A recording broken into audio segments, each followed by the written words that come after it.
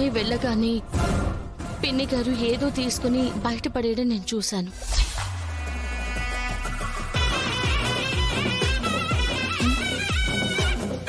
Coffee room లోకి తీసుకెళ్లి తాగుతానని చెప్పి అటు వెళ్తుందేంటి? ఏం చేస్తుంది ఇవిడ? ఏం కనిపించట్లేదే.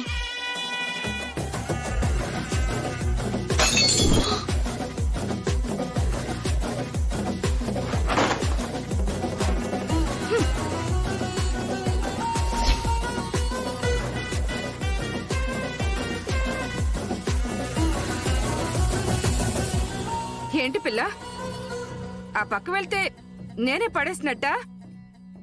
నేనేదో చెత్త పేపర్ ఉంటే పడేయడానికి వెళ్ళాను. నేను కూడా అలా అనుకుని సీసీ కెమెరాస్ చూసాను పిన్ని. సీసీ కెమెరాలు ఆ పక్క లేవు కదా? లేవు గాని గ్లాస్ విండోలో మీరు గిఫ్ట్ని పగలగొట్టడం అంతా ఉందత్తయ్య.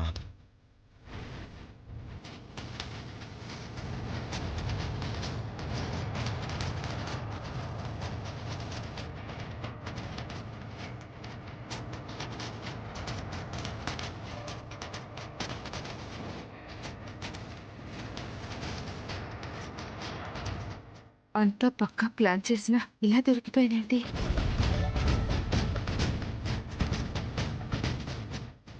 అమ్మో, అందరూ నన్ను చూస్తున్నారు. నా కొడుకు అయితే నన్ను చంపేసేలా చూస్తున్నాడు. ఇందాక మీ అమ్మ ఏ తప్పు చేయలేదని అంతగా చెప్పారు కదన్నయ్య. ఇప్పుడేమంటారు?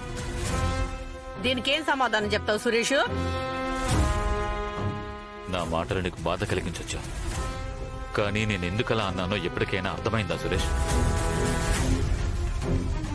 అత్తయ్య నిజంగా మా ఆనందాన్ని చూసి ఓర్చుకోలేకపోతున్నారు. ఏంటమ్మా ఇది? ఎందుకు ఇలాంటి పని చేశావు? బూచి ఎంతో ప్రేమతో తెచ్చిన గిఫ్ట్స్ ని నాశనం చేయడానికి నీకు మనసు ఎలా వచ్చింది?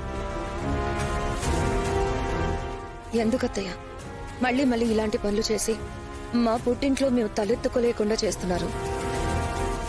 మీకేం లోటు చేశామని మీరు ఇలా చేసి అందరి ముందు తప్పు చేసిన వాళ్ళలాగా నిలబెడుతున్నారు. నీ మాటలు నమ్మినందుకు నా మాటకు విలువ లేకుండా చేసావు కదమ్మా. క్షమించు సురేష్, ఏదో ఆవేశంలో చేసేసాను.